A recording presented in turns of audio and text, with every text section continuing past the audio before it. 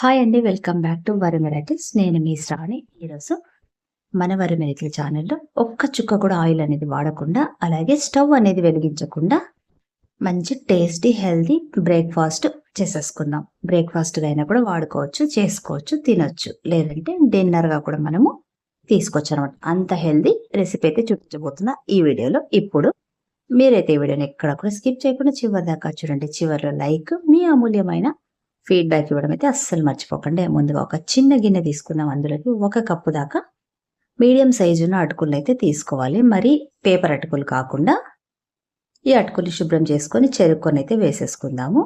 ఇప్పుడు ఇందులోకైతే వాటర్ వేసుకొని ఒకసారి చేత్తో మనం బియ్యం ఎలా కడుగుతామో అలాగే ఒకసారి కొంచెం పిసికినట్టు కడిగితే ఇందులో ఉన్న రవ్వ, డస్ట్ ఇంకా ఏదైనా ఉన్నా కూడా పోతాయన్నమాట.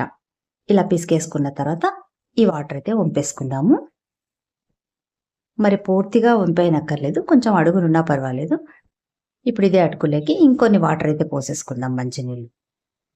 పోసుకున్న తర్వాత ఒక 10-15 మినిట్స్ పాటు మనము అటుకులనైతే నానబెట్టేసుకుందాం. ఇప్పుడు ఈ గిన్నెనైతే మనము పక్కన పెట్టేసుకుందాము. తర్వాత 1 కప్పు పూల్ మక్నా తీసుకున్నాను నేను. వీటినైతే డ్రై రోస్ట్ చేసి పక్కన పెట్టుకున్నాను అనమాట. ఇది కూడా రోస్ట్ కూడా లో టు మీడియం ఫ్లేమ్ మీద మనము క్రిస్పీగా, క్రంచిగా అయ్యేదాకా కూడా చేసుకోవాలి. చూడండి, ఇలా ముట్టుకుంటే పీసెస్ అయిపోయేలా చేసుకోవాలా. దీన్ని కూడా పక్కన పెట్టుకున్న తర్వాత ఒక యాపిల్, తర్వాత ఒక పెద్ద సైజు జామ పండు అయితే తీసుకున్నాను నేను.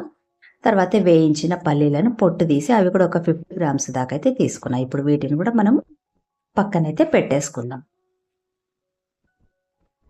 తర్వాత మనం తీసుకున్న ఫ్రూట్స్ అంటే జామ పండు, తర్వాత యాపిల్ని కూడా చిన్న చిన్న ముక్కలుగా అయితే కట్ చేసుకుందాము.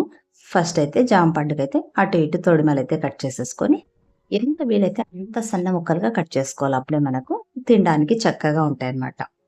పెద్ద పెద్ద ముక్కలైతే అంత బాగుండవు. అందుకే ఎంత వీలైతే అంత చిన్న చిన్న ముక్కలుగా అయితే చేసేసుకోవాలన్నమాట. చూడండి, నేను వీడియోలో చూపిస్తున్నట్టుగా చాలా చిన్నగా కట్ చేసుకుంటేనే మనకు ఈ బ్రేక్ఫాస్ట్ కావచ్చు లేదా డిన్నర్ కావచ్చు చాలా బాగుంటాయి.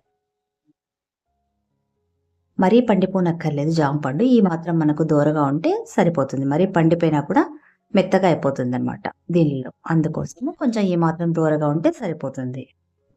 ఇలా మీరు తీసుకున్న జామ పండు, తర్వాత యాపిల్ కూడా చిన్న చిన్న ముక్కలుగా అయితే కట్ చేసుకొని పక్కన పెట్టుకుందాం. ఇప్పుడు ఇంకొక పెద్ద గిన్నె తీసుకొని అందులోకి మనం నానబెట్టి పెట్టుకున్న అటుకులను వాటర్ అయితే వంపేసుకొని అవన్నీ కూడా ఈ గిన్నెలోకి అయితే వేసుకుందాం. తర్వాత ఇందులోకి 1 కప్పు పెరుగు వేసేసుకుందాం. అంటే దాదాపు 250 ml అనమాట. ఫ్రెష్ కర్డ్ అయితే బాగుంటుంది. రుచికి సరిపడా కాస్త సాల్ట్ వేసుకుందాం. అలాగే ఒక 2 పచ్చిమిరపకాయలు సన్న ముక్కలుగా కట్ చేసుకొని అవి కూడా వేసుకుందాం. దాంతోపాటు ఒక హాఫ్ స్పూన్ లేదా పావు టీ స్పూన్ దాకా వేయించి పొడి చేసుకున్న జీలకర్ర పౌడర్, అలాగే యాపిల్ ముక్కలు, జామ పండు ముక్కలు కూడా వేసేసుకుంటున్నా. దాంతోపాటు పొట్టు తీసేసి పెట్టుకున్న పల్లీలను కూడా ఇందులో వేసేసుకుంటున్నా.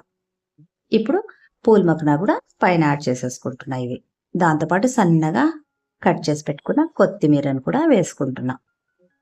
ఇవన్నీ వేసిన తర్వాత ఒకసారి బాగా అంతా కూడా కలిపేసుకోవాలి. గరిటె తీసుకొని మీదకి కిందకంతా కూడా పెరుగు, తర్వాత అటుకులు అంతా కూడా మిక్స్ అయ్యేలాగా బాగా కలిపేసుకోవాలి 1 నిమిషం పాటు. కావాలనుకుంటే మీరు పైన ఇంకా కొంచెం క్రిస్పీగా ఉండాలనుకుంటే పైన ఇంకొంచెము పూల్ మక్నా లేదంటే పల్లీలు కూడా యాడ్ చేసేసుకోవచ్చు. ఇంత కూడా మొత్తం అంతా కలిపేసుకున్న తర్వాత మీకు ఒకవేళ పెరుగు తక్కువైనట్టు అనిపిస్తే ఇంకాస్త పెరుగు కూడా యాడ్ చేసుకోవచ్చు. అది కూడా పుల్లని పెరుగు కాకుండా కమ్మగా ఉన్న పెరుగు అయితే యాడ్ చేసేసుకోవచ్చు. కావాలనుకుంటే పెప్పర్ కూడా యాడ్ చేసేసుకోవచ్చు. చూసారు కదా, హెల్తీ బ్రేక్ఫాస్ట్ ఎంత ఈజీగా అయిపోయిందో. ఒక్క చుక్క నూనె వాడకుండా అలాగా స్టవ్తో కూడా పని లేకుండా. మీకు కూడా నచ్చింది కదా, మరి ఇంకెందుకు ఆలస్యం, మీరు కూడా తప్పకుండా ట్రై చేయండి. హెల్తీగా ఉండండి. నా వీడియోనైతే మీ ఫ్రెండ్స్‌కి, కుటుంబ సభ్యులకైతే షేర్ చేయండి. నెక్స్ట్ మళ్ళీ ఇంకొక మంచి వీడియోతో మళ్ళీ మీ ముందుంటా. Until then bye. Thanks for watching.